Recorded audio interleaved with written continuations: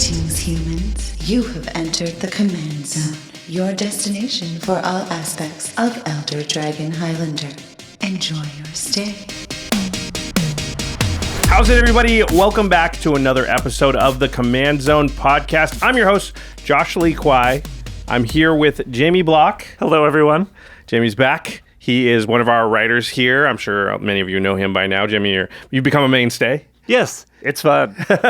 Jamie, also one of our more knowledgeable people about 40K, although not super knowledgeable. I know you get nervous when I say like you're an expert. He's not an expert exactly. Yes, I'm knowledgeable because I work close to the people who are knowledgeable. There you go, which are Jordan and Grav mostly. Yes. So we thought we'd bring you in to help us upgrade this Tyranid Swarm deck from the 40K products. This is the fourth and final of these decks. We've done all the other budget upgrades here. We're going to do the same thing. If you don't know by now, we add 10 cards. We take 10 out. $30 budget. We're trying to get these decks kind of quickly up to speed so you can battle with quote-unquote real decks as quickly as possible. I know when I buy a precon, like I want to get into action with it like pretty fast, but a lot of times out of the box it's not quite ready. Mm-hmm. Yeah, exactly. So that's what these are for. Before we get into it, of course, if you want to get your hands on this precon or any of the other precons from the Warhammer 40K product, or if there's so many sets, right? Dominaria United, Infinity, Brothers War is right around the corner. Feels like 4 sets have basically come out at the same time. If you're like me, you have not got your hands on all of the cards that you want from all that stuff yet. Well, the good news is we are back with our old friends at Card Kingdom. We were sponsored by them for many, many years. We really do love everything about Card Kingdom. It's great to be back. If you go to cardkingdom.com/command, that is a great place to get all of your Magic product, singles, anything at all. Card Kingdom really has a couple of things that set it above the rest, and one of the reasons that I really love them is just how quickly they get you your stuff. I don't know if you use Card Kingdom a lot, Jamie, but they're the only ones I trust if I like have a gaming night like on the horizon and I want to get the cards in time to make sure that I'm going to play them at like the next Commander night. Yeah, I mean, I just have so much eagerness, even if I don't have a game night on the horizon. I just want those cards in the deck so the deck can feel complete as soon as possible. Yeah, and they really just are amazing about how fast you get the confirmation email that it has shipped. Like so often I will like, it feels like I press, add to cart, buy, checkout, done. And then I get a confirmation email like within sometimes minutes of when it's like, how is that even possible? Because they have big teams of people pulling the cards, putting them in, and the other great thing about Card Game is they're very professional. They do this all the time for huge orders across all over the world. So your cards are going to come in really good condition. They're not going to make a lot of mistakes. But if they do, they really have great service. And I'd say that's the other thing that really sets them apart from, the rest of the biz, which is that like Card Kingdom is just a super classy operation, really great service. If there is any problems, again, there's very few because they're so good at this, but they go above and beyond to make it right. So that's a really great thing you can say about any company that you deal with. So again, cardkingdom.com/command. Your Magic players, you're going to buy Magic cards anyway. You may as well just use our affiliate link. When you do, you'll be simultaneously getting the cards that you want and supporting the content that you enjoy. And then, of course, once you get your hands on those cards, you want to protect them. They're valuable. You don't want anything to happen. ULTRAPRO is the game accessories brand that Jimmy, myself, many members of the team here at the Command Zone trust their own collections to. We are the hardcore of the hardcore, right? Like so many people here that like we have built our careers and our lives around Magic in many ways. We have valuable collections, valuable cards. That speaks very highly of ULTRAPRO that we trust them with the safety and protection of those game pieces, right? So if you want to protect your cards in the best way, Eclipse sleeves or any of the theme sleeves from ULTRAPRO, Satin Tower deck boxes, Mythic Collection stuff is really great. And their playmats are really awesome. I found the ULTRAPRO playmats just last longer. They just look better than many others out there on the market. They just have sort of better colorization in the art and things like that. And of course, they have the IP from Wizards. So if you want to theme your 40K Commander deck around one of these new legends, very possible, probable that ULTRAPRO has that legend on a playmat, a sleeve, and a deck box so you can really like theme out your battlefield, which, it always makes me feel like I'm dressed for a nice night out at dinner or something. I look fancy. I have my playmat and my deck box and everything, and they all match. Exactly, yeah. When you're an entrenched Magic player, you want everything to look the part, down to the playmat, the cards. You want everything to look great. Yeah, you want people to be like, ooh, when you pull up. So ultrapro.com/command is the place to go to order those products directly from them. Of course, ULTRAPRO will have products at your local gaming store, at your LGS. We like to support local businesses and local game stores if you can find the stuff there. But ULTRAPRO has a wide range of products. You can't always find the thing that you've seen on Game Nights or Extra Turns or anywhere else at your LGS. Again, ultrapro.com/command will usually have that stuff. And they often have huge sales and discounts, so definitely check them out. And then, of course, the final way to support all of our content is directly go to patreon.com/command, and you can get all kinds of perks, join our community, interact with all of us on Discord. We play spell table games with our patrons all the time now. We have exclusive content, videos that we release there that are not released to the public on YouTube. They're only available to our patrons. Get to watch Extra Turns and Game Nights earlier than everybody else. Lots of perks going on. Patreon.com/command-zone is the place to sort of join that and find out what's there. We really appreciate all our patrons. They really keep us afloat. Okay. Let's get into it here. Oh, sorry. There's one more perk for patrons. It's that we shout out one lucky patron every single episode. And this episode is dedicated to Ricardo Pila. Ricardo? You rock. You rock. Yeah, you definitely rock. All right, let's get into it here. Tyranid Swarm, precon budget upgrade guide. The rules, 10 cards in, 10 cards out, total budget of $30. We always say this, but the caveat is we're going to leave the mana base as is almost all the time for precons. You can always upgrade mana bases from precons for sure, but they generally will function. So it's not where I would put, like if I'm like, I need to play this tonight or tomorrow night or Friday night or whatever it is, and I just want to make some quick changes to get it ready for battle, I'm probably not messing with the mana base too much. I'm doing the cooler cards, right? Yeah, exactly. All right, let's talk about the new commanders. The face commander, the one that's on the box, which you can see, I got the collector's edition right here in front of me, is the Swarmlord. Do you want to read it, Jamie? Yes. The Swarmlord costs 6 total, 3 green, blue, red, for a legendary creature Tyranid, and it says, the Swarmlord enters the battlefield with 2 +1/+1 counters on it for each time you've cast your commander, it, from the command zone this game, and whenever a creature you control with a counter on it dies, draw a card. And its base stats are 5/5, but it will enter as a 7/7 even the first time you cast it, so it's sort of a 6-mana 7/7. And kind of gets bigger as the game goes on and it dies and you have to recast it or whatnot. Exactly. Okay, pretty cool. Let's read the secondary commander that's in the box here. Magus Lucia Kane? I believe so. Okay. That is 1 and Teamer. So 1 green, blue, red for a 1/1. So 4 mana 1/1, human Tyranid wizard. Has spiritual leader. At the beginning of combat on your turn, put a 1/1 counter on target creature. And then it also has Psychic Stimulus, which is you can tap the commander, or this creature, I guess. It doesn't have to be your commander. Tap it, add colorless, so 2 diamond mana. When you next cast a spell with X in its mana cost or activate an ability with X in its activation cost this turn, copy that spell or ability. You may choose new targets for the copy.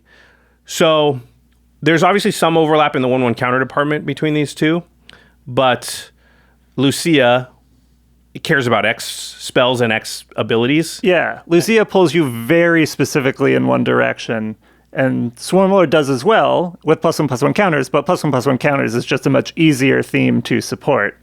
Right. The deck would have to be built pretty specifically to take full advantage of Magus Lucia Kane. Exactly. Okay, so we usually... The way we usually do these decks is, and we're going to do a breakdown here of the stats in the deck and everything, is we're trying to figure out, based on looking at the deck, like which of the commanders, the legendary creatures that could be at the front of the deck. Like there's obviously legendary creatures in this deck, but they don't have all 3 colors, so you couldn't run them out of the box. Mm-hmm. But you're always looking for like indications of like, okay, which one should I run? Because some of these precons over the years, there's usually like 1 out of 4, I'd say, where if you want it to be the strongest just out of the box, you often want to play one of the sort of not face commanders. It tends to be better. So we're always trying to figure out if that's the case. I think in this case, it's probably not going to be unless there's a lot of X spells in there. But let's look at the stats.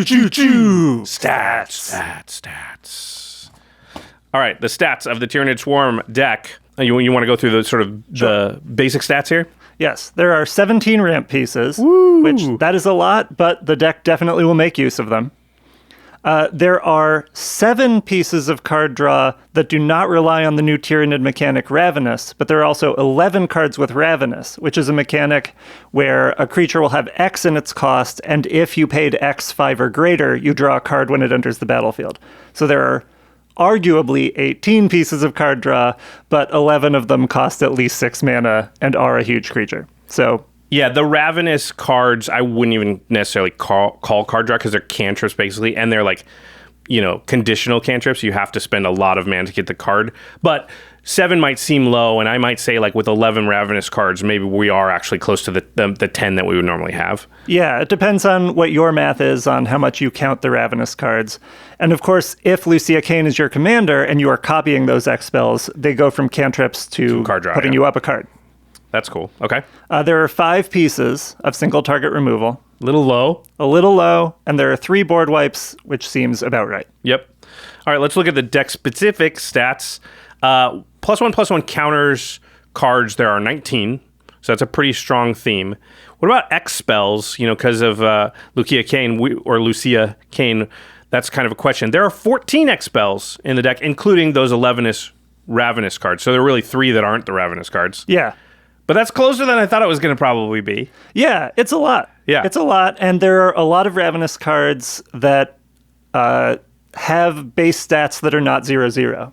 Oh, so even if you put nothing into X, it's still fine. It's still fine, and you still copy it, because it's still a spell that has X in its cost. Interesting. Okay. And then token making is a sub-theme in this deck, and there are 8 token creators in the deck. All right, so it's not as clear-cut as I thought it was going to be with the numbers looking at that, 19 1/1 counters, synergy cards versus 14 X spells. Who do you think we should run as the commander out of this deck? Who are we building this around when we think of our 10 additions and subtractions? So I went with the Swarmlord. It is close, but I think that if you want something to be the theme of the deck, if you have a commander that really only has functionality if you are playing a certain kind of card, you want maybe even a quarter of your deck to be cards that are on that theme. So if there are 14 X spells now, even if all 10 of the cards that I added were X spells, that would get us there, but it would leave the entire rest of the deck that is still more built around the Swarmlord untouched. So I think if you're building from scratch, Magus Lucia Kane is sort of the more powerful, more interesting effect. But if you are just doing the 10-card swap for the precon out of the box, the Swarmlord, there's more +1/+1 counter synergies. It is a very strong effect in itself. It's the way to go. Yeah, we start closer to that deck. And I would say, too, with only 7 card draw spells, again, not counting the Ravenous cards, because even with Lucia Kane, you have to dump a significant amount of mana in to get that card draw. Swarmlord provides card draw whenever a creature you control with a counter on it dies, draw a card.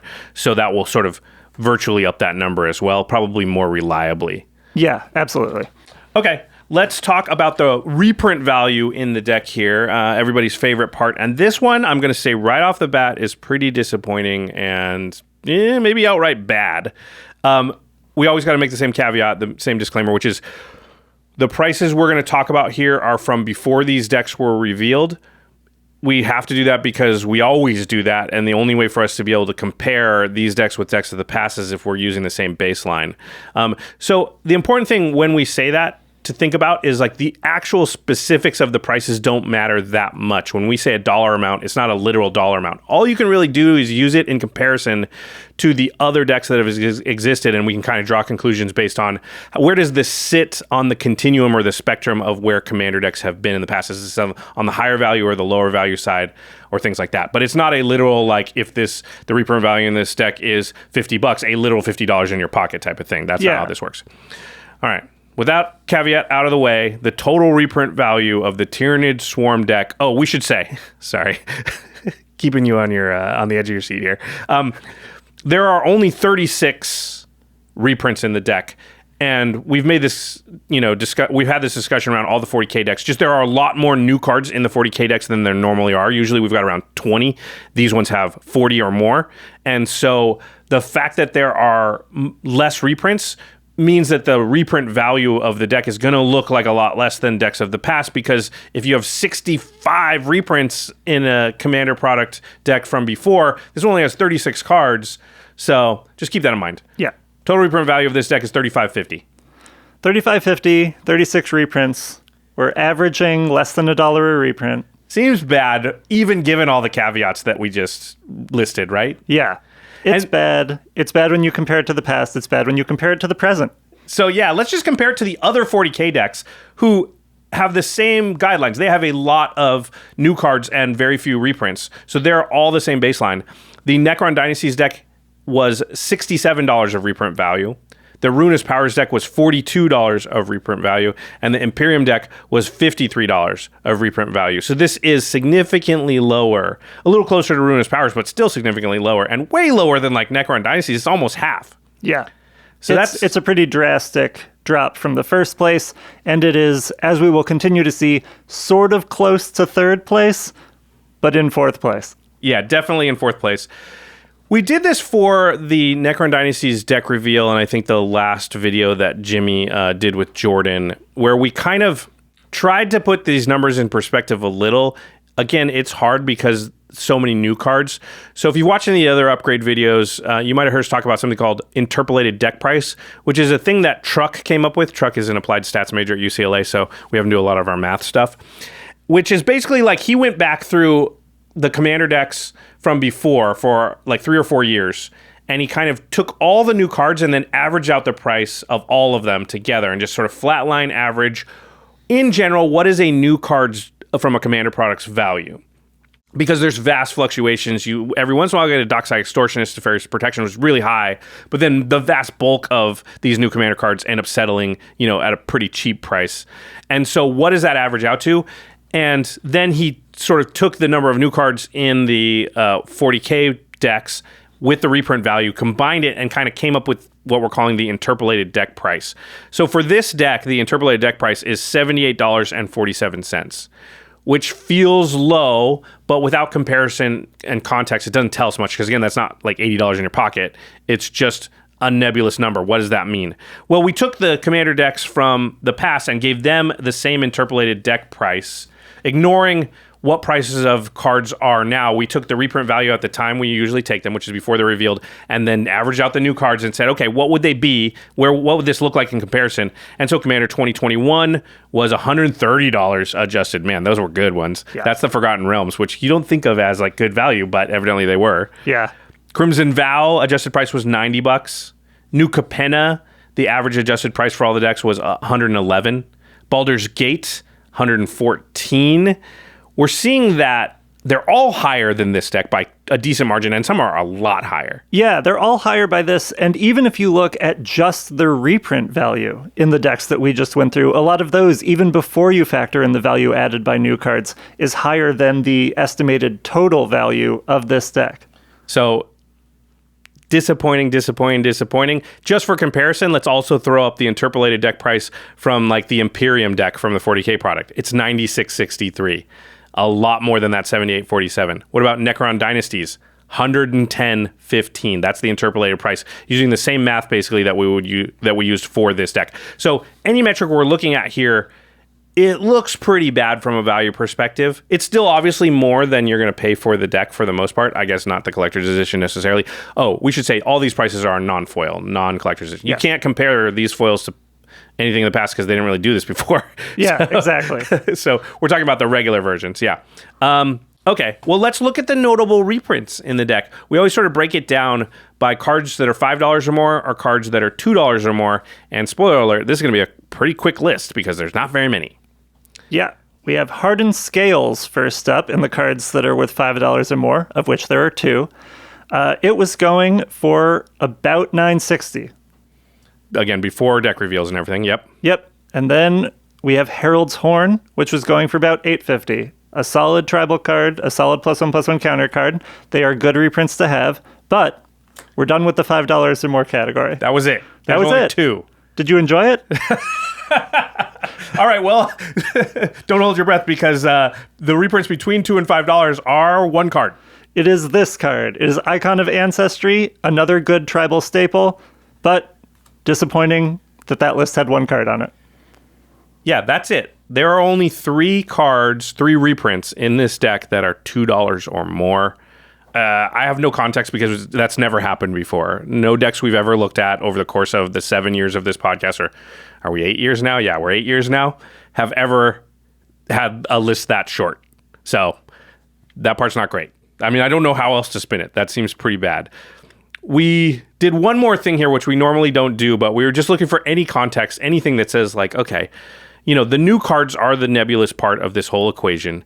So at the time of this recording, these decks have actually been revealed to the public, and there are pre-sales going on at cardkingdom.com/command, for example, where we can maybe try and get some sort of knowledge on what the new cards are going to be worth. Again, this is pre-sales, so take it with a grain of salt, because pre-sales are not where the prices end up settling, a month or 2 months down the line.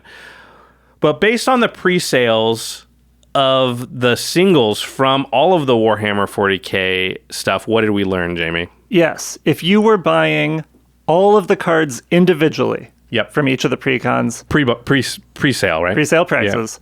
Yeah. Tyranid Swarm would be at the bottom. It's not that far from Ruinous Powers. It's maybe a $10 difference, about 165 versus 175. But again, don't be fooled by those very high-sounding numbers. These are pre-sale prices. These will all settle much lower. But the point is, it's in last. And then, if you look at the top 10 most expensive new cards across all the decks, this deck has the number 5 and number 10 slots only. It should at least have 4 and 8, because there's only 4. Yeah. So, of the 4 decks, 2 appear 3 times, 2 appear only twice. Imperium is actually the other one that appears only twice, but it has the number 1 and number 2 slot. So it ends up, So it's I'll fine. take that, yeah. Yeah. Basically, that just sort of sheds this deck in an even worse light in how it's performing on the financial scale, in that it's the other one with 2 slots, and it only has 5 and 10. For reference, the cards in those slots, just in case you're wondering which cards may be the ones to settle at the highest value. One is Shadow in the Warp. It is 1 red-green for an enchantment that says the first creature you spell you cast each turn costs 2 less to cast, and whenever an opponent casts their first non-creature spell each turn, Shadow in the Warp deals 2 damage to that player.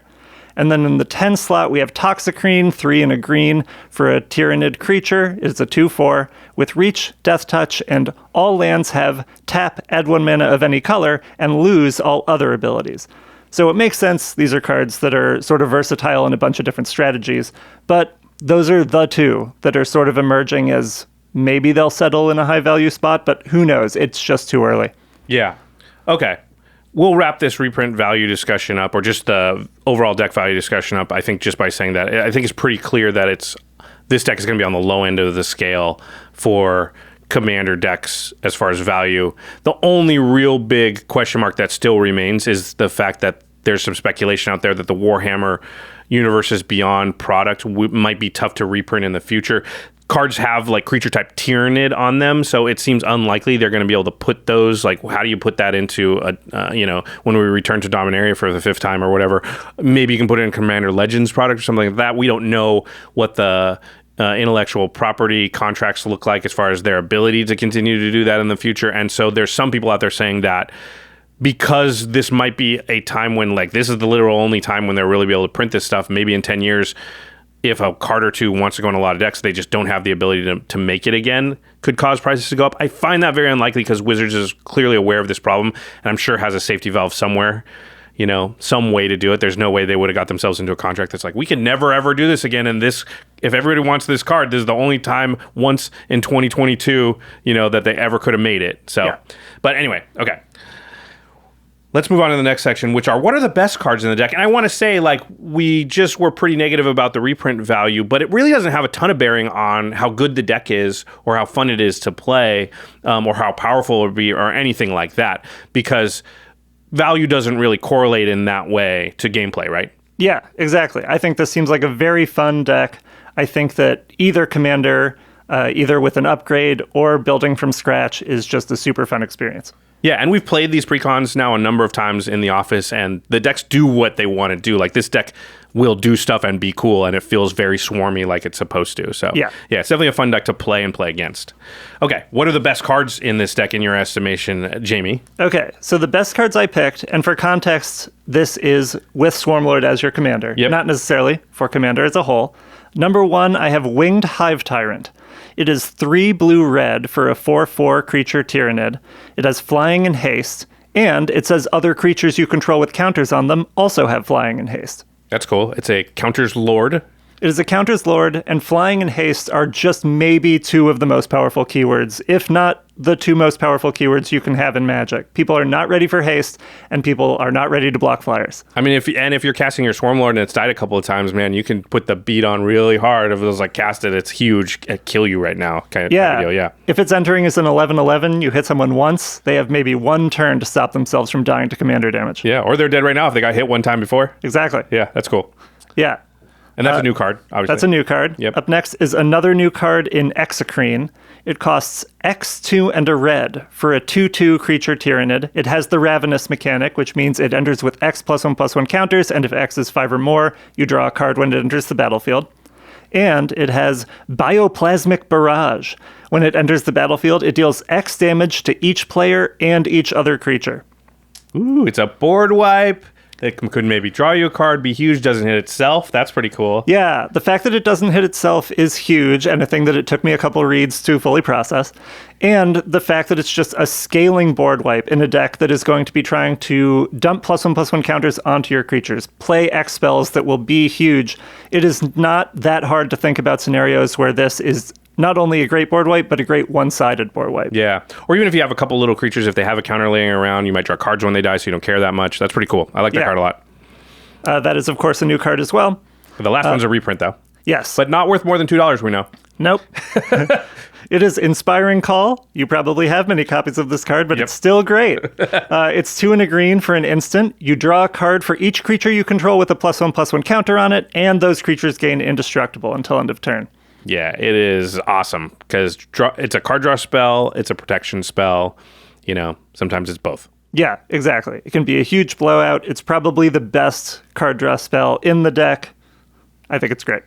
All right, cool. So now we know what the best cards are. We've already talked about the reprint value. Now we get to the fun part, which is which 10 cards are we going to add for $30 or less, don't forget, and which 10 are we going to take out. But before we do that, we got to take a quick break. Hear a message from our sponsors. Don't go anywhere. We'll be right back. Ambassador Blorpity Blorp Boop, we need you at the embassy. Finally, our negotiations with the Rum-Dudley Flumbersons may yield a lasting peace. Thanks to the skilled team of economic and political officers I hired on Indeed. With Indeed, I was able to attract, interview, and hire all in one place, making it the ideal ticket to find employees who will really stick, or as I like to call them, stickers. I found strong talent fast without breaking the embassy budget, thanks to tools like Instant Match, assessments, and of course, virtual interviews, which saved me days on hiring without any additional downloads, purchases, plugins, or Goober students. Ambassador, the Heptapoots are attacking Blorp Prime! Then today, our people go to war. Indeed knows when you're growing your own business, you have to make every dollar count. That's why when you sponsor a job, you only pay for quality applications from resumes in our database matching your job description. Visit Indeed.com/CommandZone to start hiring now. Just go to Indeed.com/CommandZone. Again, Indeed.com/CommandZone. Terms and conditions apply. Cost per application pricing not available for everyone. Need to hire? You need Indeed. Luck 7, autumn is finally here. So let's celebrate the season with fall's most craved flavor, pumpkin! Ren, no! Please don't eat me! Oh, I won't, little pumpkin pal. Why, you and I could have the pumpkin feast for 2 from Factor, the service that delivers fresh, never frozen meals ready to eat in just 2 minutes. Oh, hooray! With Factor, 7 and I can both eat our fill without having to shop, clean, or gouge out and cook your insides. Not my insides! Exactly. Factor is cheaper and faster than takeout. And with 30+ meal choices each week, you can spice things up while staying on top of your food goals, thanks to options like vegan, keto, calorie smart, and protein plus. In fact, now that I've fueled up with Factor, I'm energized and ready for the Harvesttide Festival. Please don't sacrifice me! No promises. Oh, no!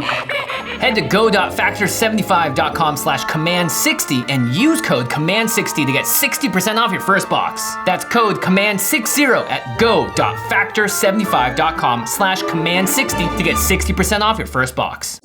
Welcome, slumbering fools, to the dream world, where I, Ashiok Nightmare Muse, can give you any nightmare I wish. And my favorite, you're speaking in front of a class and realize you're in your underwear. The shame. Of course, if you're wearing MeUndies, that nightmare may be a dream come true, especially with MeUndies' latest Halloween collection. I warn you, they are scary.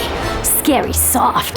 So don't miss their limited edition prints like Jack Attack or Spell It Out. Available in undies, socks, bralettes, and more. And everything is made with the frighteningly comfortable micromodal fabric. Plus, if you slept on your Halloween shopping and need a last-minute costume, you can transform into a spooky skeleton with their Lazy Bones loungewear set. Match with your boo or an animal familiar in sizes from extra small to 4XL to make it your softest Halloween ever. The scary soft hype is real, everyone. If you're not impressed with MeUndies, your first pair is on us. That's a promise. To get 20% off your first order and free standard shipping on US orders, go to MeUndies.com/command. That's MeUndies.com/command. All right, we are back. I'm here with Jamie Block, one of the writers here at the Command Zone, and we were talking about the Tyranid Swarm Warhammer 40-day Warhammer 40K precon deck. It feels like we've been talking about this, well, I was going to say for 40 days, but no, for 40 minutes. Like Warhammer, Dominator United, Infinity, Brothers War, so much coming out at once, I'm getting confused. Yes, everything gets its 40 minutes of fame. This is a cool deck, though, and we're about to get to the fun part, which is what 10 cards we want to add in order to get this up to fighting power as fast as possible. Jamie, before we list the 10 cards, you're the one that kind of broke it down and decided, the list of things we're going to add. When you looked at the deck, you've played it a few times, played against it. What are you going into this exercise thinking? Like, what's your initial thoughts? Is like the types of stuff you want to look for to add as far? I just want to make sure everything is going to have a counter on it so that when it dies, you're getting to draw a card. And I just want to make sure that you're going to get through for big damage when your creatures are big. There's some evasion we saw in Winged Hive Tyrant already, but just making sure there's more.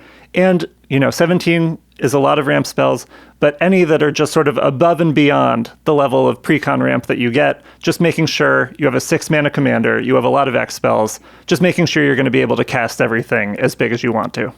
Yeah, this deck has maybe less worry about having too much mana than other decks because, well, worst case scenario, you can just, dump it into an X spell. You can figure out ways to use that mana. Yeah. So that makes sense to me. Okay, let's begin with the cards to add. Remember, our total budget is $30. What is card number 1? Card number 1 is Master Biomancer. It is 2 green-blue for a 2/4. I'll pick this up. So that you can read it. Yeah. It is a creature elf wizard. And it says, each other creature you control enters the battlefield with a number of additional +1/+1 counters on it equal to Master Biomancer's power, and as a mutant in addition to its other types. That's like a fun flavor bonus. The mutant probably doesn't matter as much, but obviously Master Biomancer will put 2 counters on things, but because you can probably put counters on it in other ways, now you can be putting insane amounts of counters when creatures enter the battlefield, right? Yeah, there are plenty of effects that make everything enter with 1 additional +1/+1 counter. This is just twice as good as that for about the same mana cost as those effects usually are. And yes, if you can put counters on this, then it gets 3 times, 4 times, however many times more effective. Yeah, that's pretty cool. All right, the next. That card is going for just 50 cents. Very cheap. Yeah. Okay, what's the next one? It is Fangrin Firstborn. It costs 1 green, so 4 total for a 4/2 creature beast. And whenever Fangrin Firstborn attacks, put a +1/+1 counter on each attacking creature. Ah, okay, cool. So this can get big, obviously, because of the deck, and then just continue to grow your army as you attack. Yeah, you want to be very aggressive in this deck. You are winning by attacking. Getting the +1/+1 counters is exactly what you want to do. Also, the art looks like a Tyranid, kind of. It's I like that. You went sort of ortho. Yeah, it does kind of look like a Tyranid. It's the closest I could find that is not a sliver and has anything to do mechanically with the deck. That looks like a Tyranid? Yes. All right.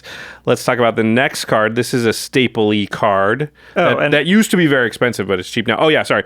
Fangrin Firstborn, $2. Yes. Very gettable. Yeah, very, very gettable. The next card is $4, which is, one of the more expensive cards on your list, but man, this card used to be like $40. Like I remember a day, not too long ago when it was very expensive. So they learned to reprint this card, just not here. Yeah, but it's good to add to the deck. It's going to be great. What is the card? It is Greater Good. It is 2 green for an enchantment that says sacrifice a creature, draw cards equal to that creature's power, then discard 3 cards. So this is great because you're obviously going to pump the power of stuff, but also with the Swarmlord, when the thing dies, you get that extra card draw. Yeah, you're getting one extra card probably. Swarmlord itself, if you're in a position where you just need to sack it to find something, it's a 7/7 at least. You know you're going to have at least one huge creature, and you should have a ton of huge creatures to just dig through your deck with this. Also, this is sort of a flavor include as well, in the sense that the Tyranids are a hive mind that serve the greater good of their and aims. also they're kind of bugs, and there are bugs crawling all over the guy in the art. That too. All right, that's a $4 card now. That's insane. It's awesome. Yeah. Okay. The next card, I'll read it. It's a 75-cent card. It's Forgotten Ancient. 3 and a green for an elemental. It's a 0/3, but it says whenever a player casts a spell, you may put a 1/1 counter on Forgotten Ancient. That's any player, including yourself. And then at the beginning of your upkeep, you may move any number of 1/1 counters from Forgotten Ancient onto other creatures. So it gets big and then distributes its counters, which is nice, I've always found, because, and people often forget that part of the card. Don't forget that part of the card, because people are like, yeah, I want to kill the Forgotten Ancient, so you stop getting all those counters, and you're like, that's fine, because I already took those counters and put them on the other creatures. Yeah, there are a few effects out there that do something like this, but they only let you put them on one other creature. The fact that this one lets you spread them out literally however you want among your board just makes it really good in terms of making sure every single creature you will draw a card when it dies. And this really punishes, like, you know, what are very strong decks generally, which are decks that want to cast like a lot of spells in a turn. So often you cast this and it comes back and it's already got like 6 counters on it. Yeah. Yeah. And that was only a 75-cent card. So very budget, very nice. Yes. All right, what's the next one? Up next is a $1 card. It is Clouth's Will. It costs X red, green. It's an instant with choose one. If you control a commander as you cast the spell, you may choose both. And the modes are either Clouth's Will deals X damage to each creature without flying, or destroy up to X target artifacts and or enchantments. Or if you have your commander, both. It's a great X spell. Yeah, and it's the modal parts are nice because really those are different situations that you find yourself in games, right? Yeah, and much like Exocrine, just having an X damage spell where you can scale it to whatever you need it to be to try to make it be a one-sided board wipe is huge. And just artifacts and enchantments, they are becoming the strongest card types in Magic. I say becoming, maybe they have been for years. You decide, you tell us what your opinion is, but you want to get rid of them. Well, and the downside of of board wipes in creature-based decks is that you often don't want to cast them because you're ahead on board or your board looks pretty good. And so this gives you an outlet to still use the card. It's not just dead in your hands. When I am ahead, you know, like I have a lot of stuff and that board wipe is not really what I want to be doing. You can be like, cool, then I'm just going to destroy, 3 or 4 artifacts and or enchantments. And you always have that number of stuff that you would like to get rid of. So very powerful. Yeah, I like this card a lot. I think it's a little bit underrated. Again, you said this already, but $1, pretty good. Yeah. All right, the next one is Rishkar's Expertise, an old classic. It is 4 green for a sorcery. You draw cards equal to the greatest power among creatures you control. So probably a lot, considering the Swarmlord is a 7/7 at a minimum, right? Yes. And then it says you may cast a spell with mana value 5 or less from your hand without paying its mana cost. So if you do this, you basically played Rishkar's Expertise for a single mana. You could sort of consider it that way. And the great thing is you get to draw the cards first. So however many cards you draw, you then look at them, and they could be one of those could be the card that you play that's 5 CMC or less, or 5 mana value or less, I guess is how we say it now. Yes. Yeah.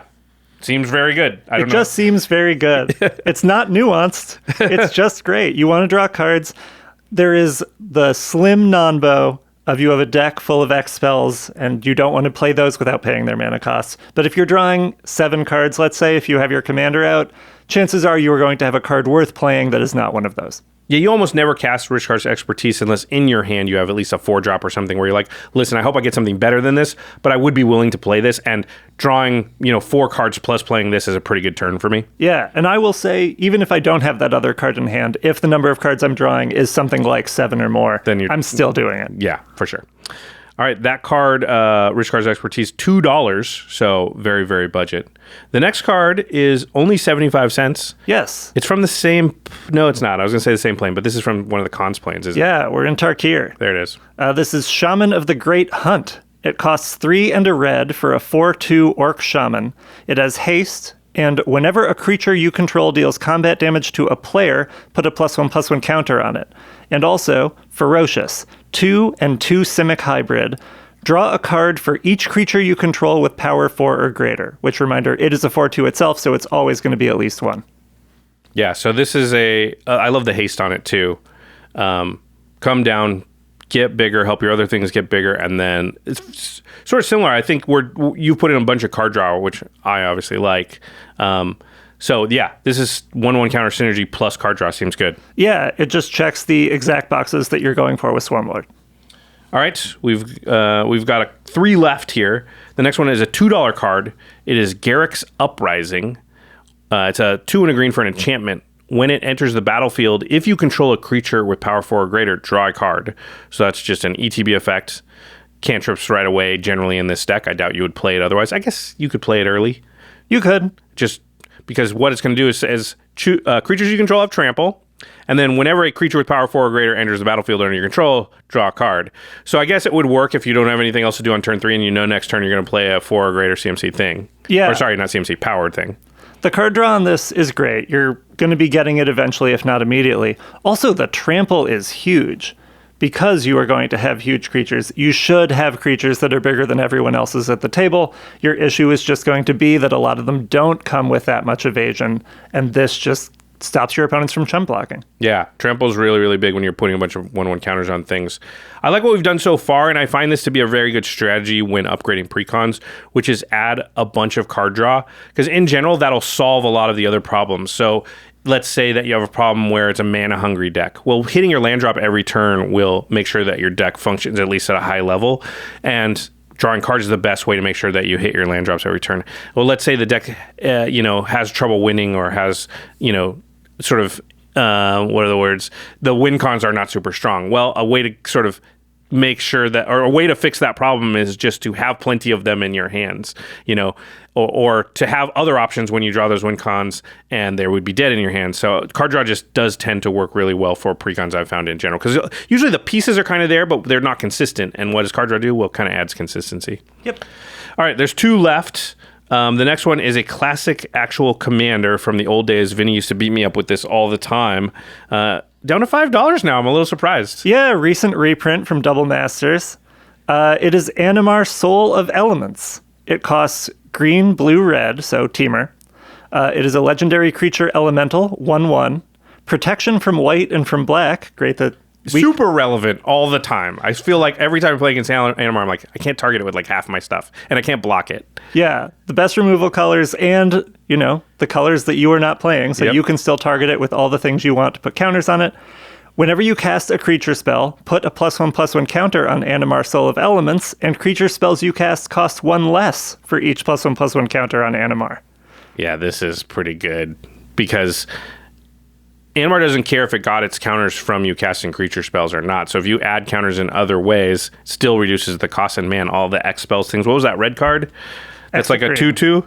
Yeah. Exo green with a big Animar out is crazy because it'll add to the X, right? Yeah, I mean, there are those 11 Ravenous cards. Just Animar is one of the best ways that you can ramp specifically for X spells. And again, we didn't build this as the X spell deck, but also it just came with a lot of X spells already in it. So why not throw in a ramp piece that is already putting in work in every other way, but especially good with X spells? Yeah, because it'll still help you cast the Swarmlord.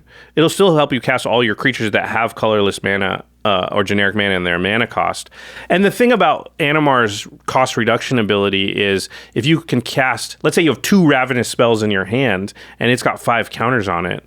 Well, it's not just giving you 5 mana, it's probably going to give you 10 mana, because you're like, I just pay 3 for Exocrine and X is equal to 5, and then I pay 3 or 4 for another one of these, and X is equal to 5 again, draw 2 cards, and I got 10 mana worth of stuff off Animar. Yeah, you would have to draw very lucky, but effectively storm off with Ravenous through Animar. All right, very cool. All right, and only $5 for Animar these days, which is nice. The next card, which is the last card of our 10 cards to add, and the most expensive card on the list, it looks like you did what I often do, which is identify a card I definitely want in there, it's a little expensive, and then make sure that I save myself the budget to have it. Yeah, it had to be in there. Yeah. All right, what is it? It's Kodama of the West Tree. It's 2 and a green for a 3/3 legendary creature spirit. It has reach and says modified creatures you control have trample. Modified means equipped, has an aura on it, or has a counter on it. And whenever a modified creature you control deals combat damage to a player, you can search your deck for a basic and put it on the battlefield tapped, then shuffle. So you rampant growth when a creature with a 1/1 counter in this deck's case deals combat damage to a player. And this works if you have 3 creatures with counters hit, you'll get 3 lands. Yeah, it counts per creature. The only thing that makes me sad about this card is I wish we could run more basics in the deck. Yeah. Because I just think you're going to get so many hits off this card. Again, it giving trample. I wanted to make sure there were ways to actually get your big creatures through to hit your opponent. That's huge, even if it didn't have the second ability. And it's a $9 card, so it is about a third of our budget, but we did well enough. We were fiscally responsible up till this point, so we had enough in the budget to do it. I like that about it. I like cards, and I think Animar is in the same category, where there are multiple lines of text on it, and all of them are relevant to the strategies in the deck, right? Like that is just good synergy. So, okay. We are going to talk about one honorable mention card. We try to limit this, but there's always some cards we come across where it's like, I really could add it, but there's a reason not to. In this case, it's probably price. What is the card that's on our honorable mention list? Yes, and you will discover it is price. It is Salvala, Heart of the Wilds. 1 green for a 2/3 legendary creature elf scout. Whenever another creature enters the battlefield, its controller may draw a card if its power is greater than each other creature's power. So if it's the most powerful creature out there. But notably, you can pay a green and tap Salvala to add X mana in any combination of colors where X is the greatest power among creatures you control. Yeah. Salvala is nuts because it often taps for like a bajillion mana. Yeah, and just with X spells in the deck, again, it's not the majority of the deck, but it's a decent amount. It's so good with that kind of thing where just, in theory, each one is twice as big as the one before it. Yep. All right, very cool. Those are our 10 cards. It was a $27 total budget. Oh, Salvala, we should say $15. Like you said, that's the reason, because it would have been half the budget. But Salvala was just an honorable mention. She's not one of the actual official 10 cards to add. Those total to $27, which is below budget. Very well done. Thank you. All right. Of course, 10 cards are going into the deck, which means we have to make room for them. We have to take 10 cards out. Let's list off what those are and why we don't like them. The first one is, oh boy, I picked up a card and I'm like, how do I pronounce this? We're going with Gearson Starn Kellermorph. Gearson Starn Kellermorph. There was a really cool animation in Game Nights for this one that I think Evan did, where it's like, I don't even know how they made the arms and everything move like that. Because it's a 3-armed or 4-armed person? 3 arms. 3-armed person with 3 revolver-style laser guns, 1 in each hand. That's pretty cool. All right, Gearson Starn Kellermorph is 1 blue, red, 3 mana for a 3/2 legendary Tyranid human, has Ward 2, and its ability is 3 auto stubs. Those must be the names of the guns. Yes. Whenever, by the way, I love this card. Whenever another source you control deals exactly 1 damage to a permanent or player, Gearson Starn Kellermorph deals 2 damage to that permanent or player. So this has a very specific thing it wants you to do, which is deal damage in increments of 1, so that Gearson can kind of triple that damage in a way. And I feel like that's not something that this deck is going to be good at doing. No, I don't think a deck that is trying to put a +1/+1 counter on things is ever going to have a source deal exactly 1 damage. Right, because if it started as a 1/1, it's going to be a 2/2 pretty soon. Yeah. Yeah. And this is a very cool commander design to build around, but it is in this deck because of color identity, I suppose, and the he is a Tyranid character. And I like that in the decks they will put a few one-off cards that are clearly, meant to be pulled out and put into other style decks, give you some other directions to go in so that, you don't just buy this deck and can only do one thing with it. Yeah. This is going in my Tim deck, 100%, just in case you were wondering. That's what it's for. Mm-hmm. All right, what's the next one? The next card is Death Leaper Terror Weapon. It is 2 red-green, so 4 total for a 3/3 legendary Tyranid. It has Flash and Haste and Flesh Hooks. Creatures you control that entered the battlefield this turn have double strike. Okay. Boy, you need a lot of haste for that to be good. You need a lot of haste or a lot of flash if you're on defense, which you don't necessarily want to be if you're in Gruul. So it's an interesting build around. I think it has maybe less build around potential than Gearson Starn. Right. But it definitely, the deck out of the box does not have a ton of haste or flash, unless you have Winged Hive Tyrant out, best card in the deck. I think I would want to put this into the deck of a commander that gave flash to my creatures, so I know I would have that part. Or sorry, gave haste to my creatures, so I know I'd have that part. Because it becomes very powerful once you're like, well, every creature I play attacks now with double strike. Yeah. Yeah, that seems cool. All right, the next one we're taking out is Gene Stealer Locus. It is 3 and a blue for a Tyranid human, which is a 3/3. It says whenever a creature attacks you, it gets -1, -0 until end of turn. I should read the name of it for the Warhammer 40k people. It's Neurotromal Rod. That's the name of the ability. They're doing that more, I think, in this set because of the flavor of 40k. Yeah, I like the flavor words concept. Okay, so whenever a creature attacks you, it gets -1 power. And also, whenever a creature attacks one of your opponents, it gets +0/+1 until end of turn, so it gets +1 toughness. So it's supposed to disincentivize attacking you and incentivize attacking others. Yeah. It's just not quite a big enough effect for Commander. And the fact that the second ability gives a toughness boost rather than a power boost, I understand it might be a color pie break to put that on a blue creature, but it's just not that big of an incentive for people to attack your opponents. Yeah, what if it was -2 and then +2 in the other directions? It would be a little bit better. But yeah, I just rather have propaganda or something, right? Yeah. Okay. Up next, we have Goliath Truck. It is a 4-mana vehicle, colorless. It's a 4/4. It has Crew 2 and Stowage. Whenever Goliath Truck attacks, put 2 +1/+1 counters on another target attacking creature. Okay.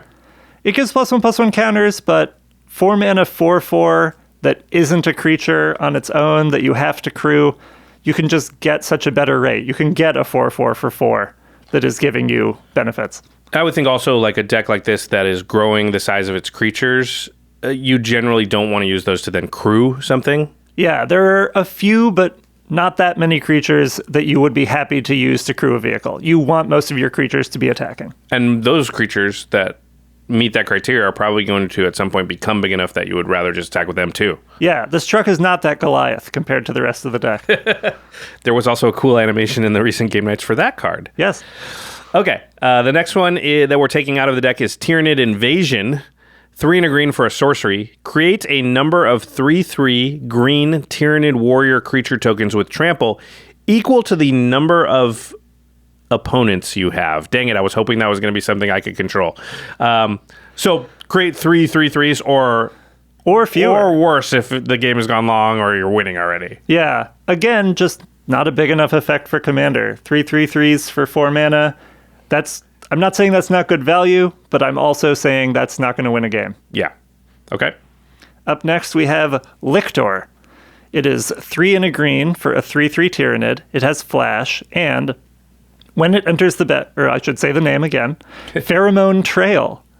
When it enters the battlefield, if a creature entered the battlefield under an opponent's control this turn, remember this has flash, create a 3/3 green Tyranid warrior creature token with trample. So this is 4 mana for 2 3/3s. Yes. at instant speed. We didn't like 4 mana for 3 3/3s. No, we like it less when it's less. Yeah, that makes sense. It's an interesting flicker target, I suppose. If you can flicker on an opponent's turn, this deck won't do that. Yeah. Okay. And honestly, there's better flicker targets if you're building around that too. The next one is Haru Specs.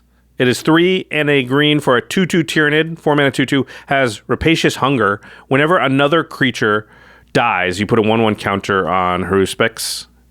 And then it has also Devouring Monster. You can tap it and remove X 1/1 counters from it to add X mana of any one color. So as creatures dies, this gets counters that you can then turn those counters into mana. Yeah, this deck does not have a ton of control around when creatures die and how many. So you couldn't get into a situation where you're like, okay, sack these 4 things, tap this thing now, do blah, blah, blah. Yeah, I think that there are decks that want that card. There are decks that can turn that card into a big mana swing on one turn, but a 4 mana 2/2 that sort of does nothing on its own and you don't have the best tools to make it shine is just not gonna work out great. Yeah, because this can be a scary card if you're like attacking with it and you have a sack outlet and other creatures, because it's hard to block because, you know, they're just like, well, they could just sack 2 creatures and eat my blocker. And then there's got to be some combo-y type stuff you can do by sacking creatures over and over and turning that into basically mana. Yeah. Yeah. But yeah, you need the synergy for that to work. Yeah, the deck is not built to make the most of it. The deck has creatures die by forcing your opponents to block so they don't die. All right, we've got 7 cards removed, 3 to go. 3 to go. Up next is Bone Sabers. It is 2 and a green for an equipment. It has equip 3, and whenever equipped creature attacks, put 4 +1/+1 counters on it. That is not a small power boost, but it is just 3 to cast and 3 to equip, and you can get better for that value. Equip cost of anything more than 2 is like real tough. Yeah, the blowout of your thing getting removed in response is just such a blow. Yeah. Yeah. Okay. Yeah, that's it. The next one's a reprint, right? Yes. It is New Horizons. This is a type of card I generally like, but probably doesn't work good in this deck. It is 2 and a green for an enchantment aura. You enchant a land. And when New Horizons enters the battlefield, put a 1/1 counter on target creature you control. Enchanted land has tap, add 2 mana of any one color. So this is kind of like a 3 mana rock that enters the battlefield and puts a 1/1 counter on something. Yeah, it's ramp and a +1/+1 counter, but the way this deck's curve is, if you are playing this at the time you would want to from a mana perspective, you might just not have a creature to be putting the +1/+1 counter on, and then if you get it late, it's just not doing enough. Yeah. I would look at this also as like, okay, what are we willing to pay to get 1 mana of ramp, right? It's 2. Rampant growth, 2 mana rocks. We talk about this a lot on the show. We don't generally like 3 mana rocks. So for 1 extra mana, what am I getting? And in this case, it is a 1/1 counter. That is not worth a mana, right? I wouldn't pay a mana for a 1/1 counter. You know, I would want to get at least a couple, because I wouldn't pay a mana for a 1/1 either. So adding 1 power to my board is just not worth a mana. The only way New Horizons and these type of cards are good is when you can untap lands pretty easily, because you get added value from, if I would normally untap a land that taps for 1, well, it's pretty obvious that 2 is going to be a lot better than 1 in that case. Right. Yeah, but this deck doesn't have that, so I can see why it's bad. Yes. Just seems like the worst among the 17 ramp spells that the deck was giving you. Yeah, that makes sense. And then the last cut is Hierophant Biotitan.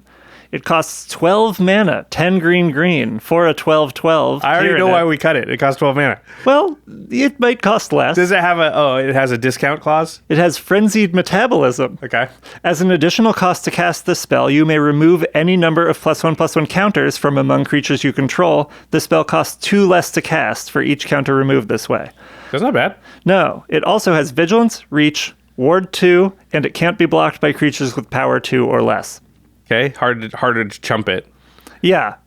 It's not a bad card. There's a reason this was the last cut. This was the last cut mentally in the process of figuring out what to cut. This was at the hair pulling stage? Yes. Of like, oh, I like all the rest of the cards. I got to cut one of them, though. Yeah. And honestly, this probably wouldn't have been cut if its form of evasion were slightly more consistent. But the fact that they can still block with something with power 3 or greater, you have, yes, maybe you've cheated on mana, but in this deck, removing those counters, that's a cost, for sure. That is a real cost. So I just think, even though you are not paying 12 for this 12 mana card, overall, you are still paying more than what you are getting for. Yeah, it's not like Galta or something, because you lose the power from the remove counters, right? So you've lost power, 5 power, let's say, if you want to play it for green. You get 12 power out of it, but it's really like only getting 7 power, right? Yeah. In some ways. And also, presumably, that power that you're losing is on a creature that could do something right now, and this is going to have summoning sickness. So I can see, like, it looks pretty flashy and pretty cool, and probably can be powerful in the right spots, but it definitely has some downsides. Yeah, I think at precon power level, this card is a lot of fun and great, but if we are trying to get it to that next tier, it just doesn't make the cut.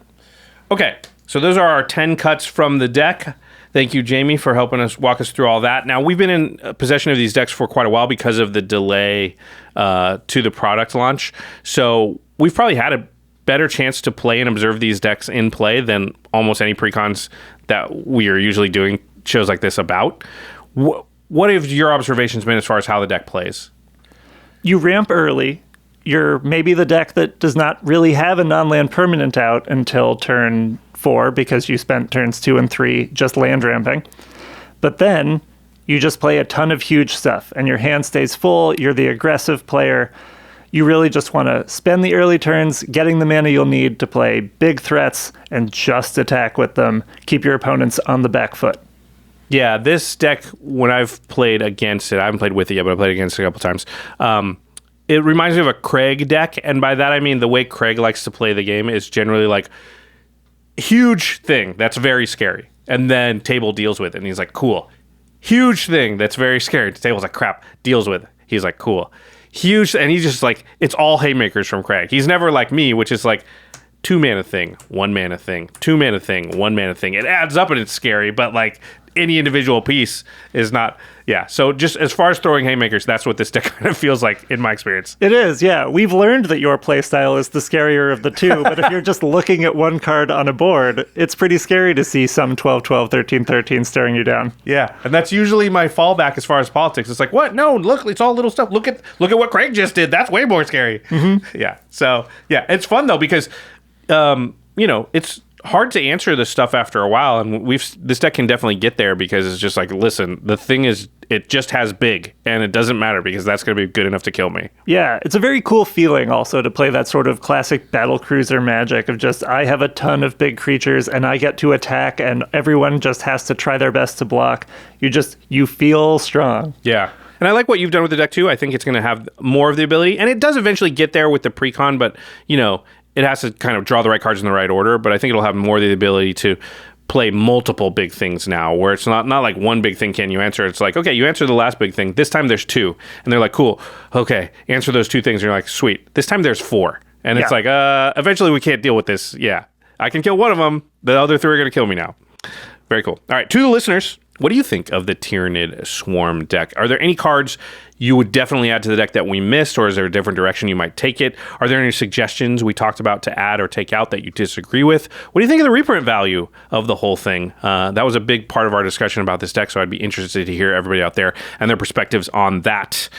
Please let us know in the comments on Twitter, on Discord if you're part of our Patreon, etc., etc. And then, of course, if you want to get your hands on this deck, any of the singles from this deck, any of the other 40k Commander decks, any of the Infinity product, any Dominaria United stuff, or you want to pre-order Brothers War, which I'm assuming is going to happen very, very soon, cardkingdom.com/command is the place to go to get all of your Magic products, singles, whatever you need. You're a Magic player. You're going to buy Magic cards. You may as well use our affiliate link. When you do, you'll be simultaneously supporting all the content that you enjoy. And the great thing about being back with Card Kingdom, I'm so excited. We love everybody over there. I kind of miss talking to the people, for the last year or so. So it's really good to be back.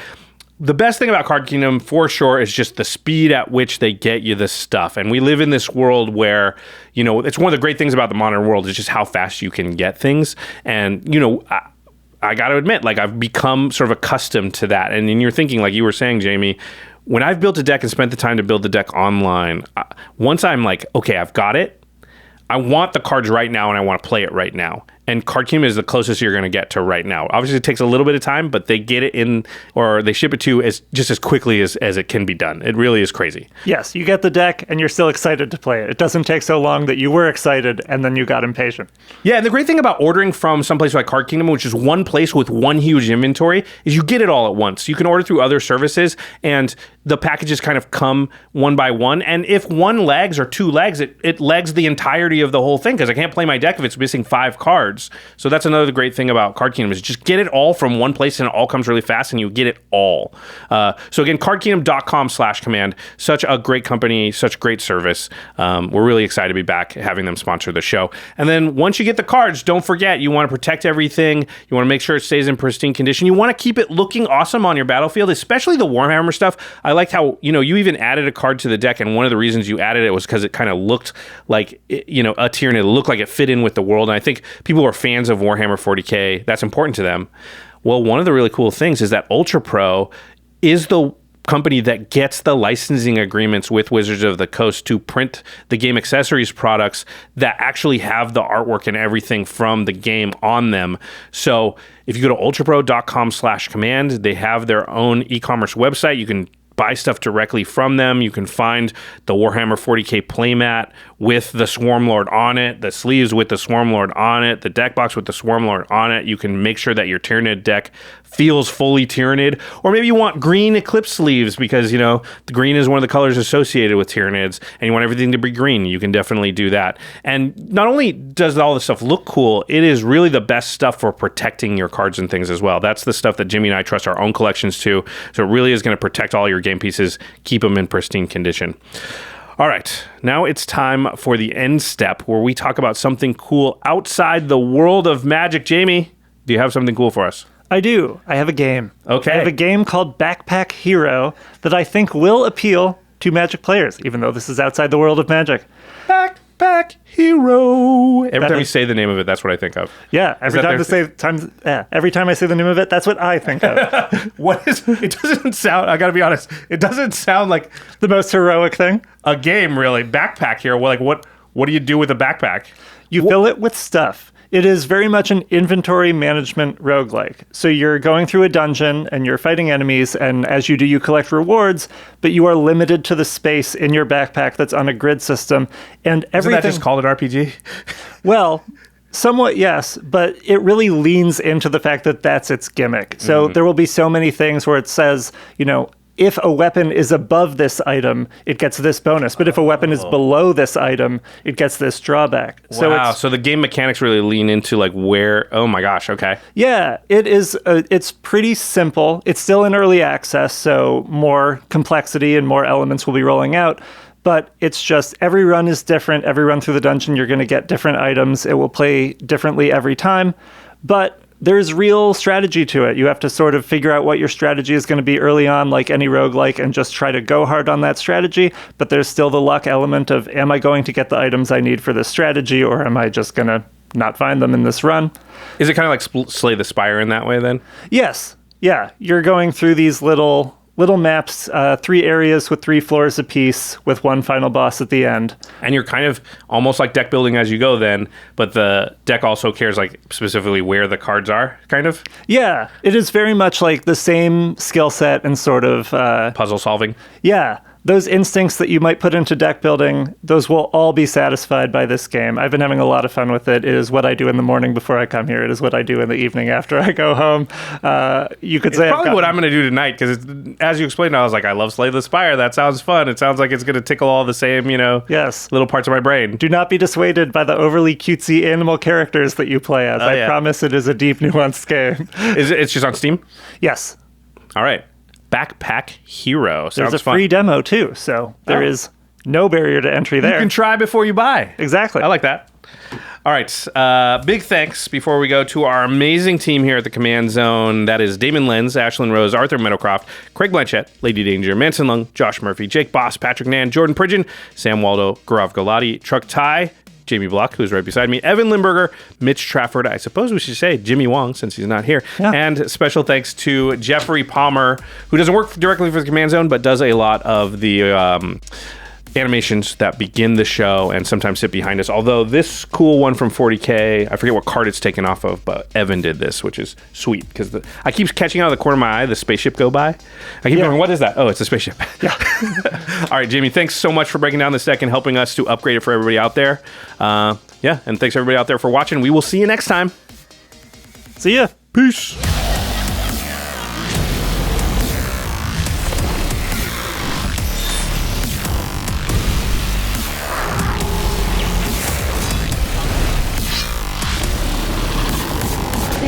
For your attention. For further inquiries, send an email to commandcast@rocketjump.com or ask us on Twitter @JFWong and @JoshLeeQuai. See you later, alligator. Greetings, humans.